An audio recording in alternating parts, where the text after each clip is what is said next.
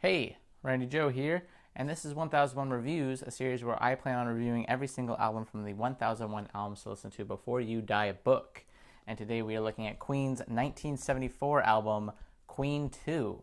According to the book, Queen 2 was released under the EMI label under various producers with art direction from Mick Rock and Queen themselves, nationality UK, and a running time of 40 minutes and 28 seconds. Now, Queen 2 is the follow-up to what is, in my opinion, the incredibly underrated Queen 1, their debut, and managed to capture what they did the first time around on the debut, but this time sort of furthering their ideas. Specifically with the fantasy world that they begin to develop on the debut is further developed on this one with songs like Ogre Battle, March of the Black Queen, and The White Queen as well. 3 songs off this album that are, in my opinion, some of the best songs on here.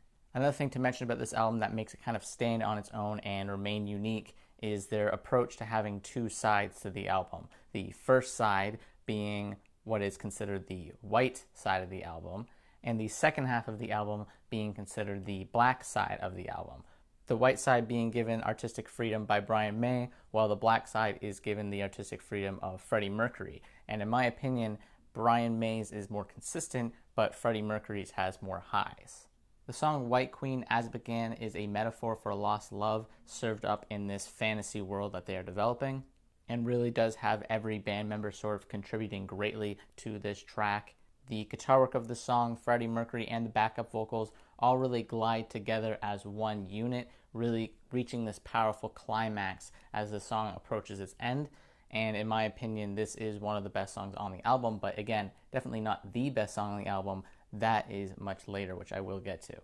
The song directly after White Queen, called Someday One Day, is, in my opinion, the most underrated track in Queen's catalog, or at least one of the most underrated tracks. Because this time around, Brian May not only takes on the writing credits, but he also takes on the vocals, this time pushing Freddie Mercury aside and offering up his subtlety instead of Freddie Mercury's loud, ferocious voice. Which definitely is for the better for this song, because its subtle approach and its kind of gentleness is exactly what this track needs to thrive and show its power, whereas Freddie would, in my opinion, overdo this track and sort of damage it more than he would bring out what's great about it. Brian May really does sound fantastic in this song, and I kind of wish we got even more songs from Brian May in the Queen catalog, because he is a great singer and his performance here is strong enough to carry a song. Unfortunately, following this, we do have the song The Loser in the end, a song that is written and performed instead by Roger Taylor, and is, in my opinion, the weakest song on the album. It's not that it's particularly a bad track. If any other band did this track, I think it would be pretty stand-out-ish in a way, as it is still a powerful song on its own, and the band members do contribute greatly instrumentally, but the writing and the vocals by Roger Taylor are definitely leaving something to be desired. For the most part, this track sort of falls to the wayside of very much what a lot of bands were doing in the 1970s, and is, in my opinion, a bit too generic and mainstream compared to what Queen was able to pull off with their power normally. I'm not trying to bash Roger Taylor too much, but his singing isn't anything too unique to me, and his sound overall is just kind of bland.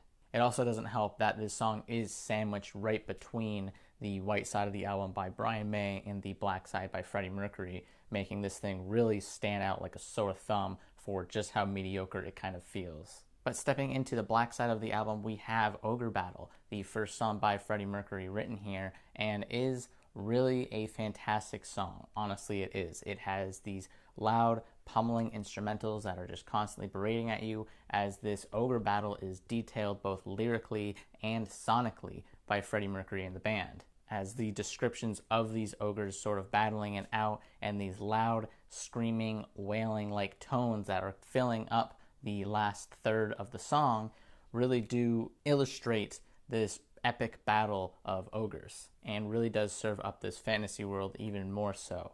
This is one of the most directly energetic songs that Queen has done in the fantasy world that they were developing. And then we have the song Ferry Master Stroke, a song written by Freddie Mercury, kind of detailing the painting of the same name by Richard Dodd.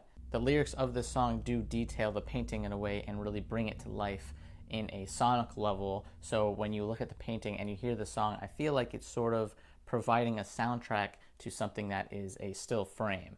And it's something that I really enjoy to see in music, and it's been done with other songs by other artists, but Queen's take on it is very Queen-esque in the way that it is large scale.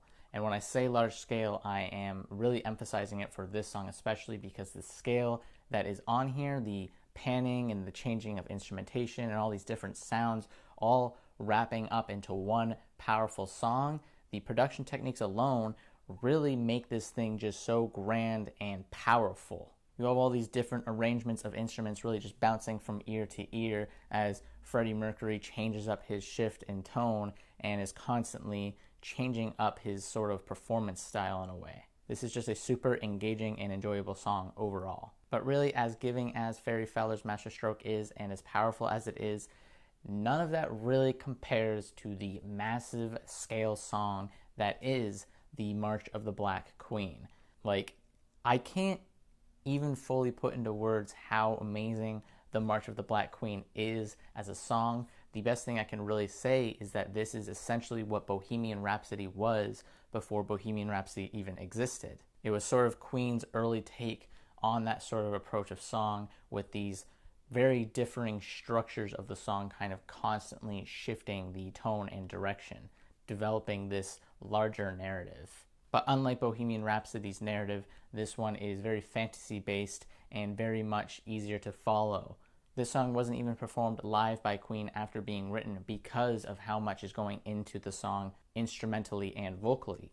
The amount of overdubs there are and the amount of dubbing of different instruments kind of arranged on top of each other, layering and layering, is something that they couldn't perform live. To really illustrate just how grand and large scale this song is, I want you to keep in mind that it is 6.5 minutes long with 5 verses, 3 guitar solos, 2 instrumental breaks, and an outro on top of that.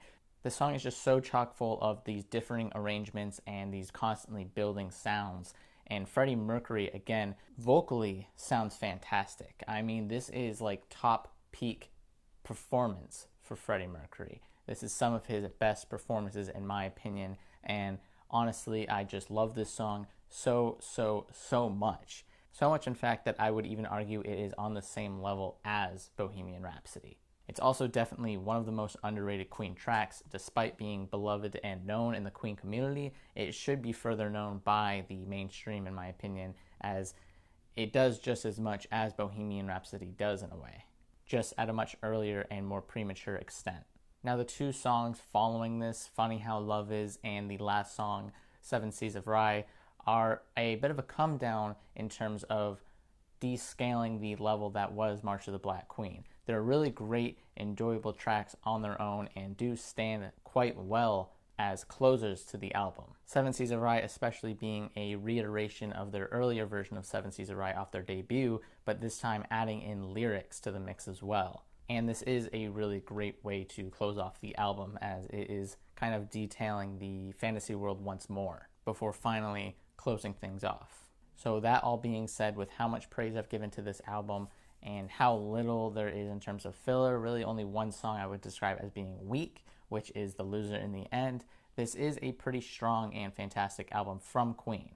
It's not the best Queen album. Queen definitely did better, and I will talk about those eventually one day as they are in the book, but I will say that this is a very great entry to get into Queen if you want to hear some of their earlier work. It gets a 7.9 out of 10 soft rating, and I will go ahead and harden that rating up to an 8 out of 10.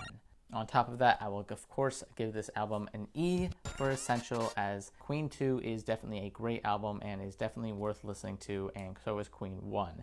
So if you want to get into Queen, just start from the beginning and it just continually gets better from there. Anyways, that pretty much does it for this video. Let's go ahead and see what the next album you're going to listen to in the 1001 Albums to Listen to Before You Die book is. Random number generator, 1 to 1001, generate 678. 678 being Jane's Addiction, Ritual de lo Habitual, 1990.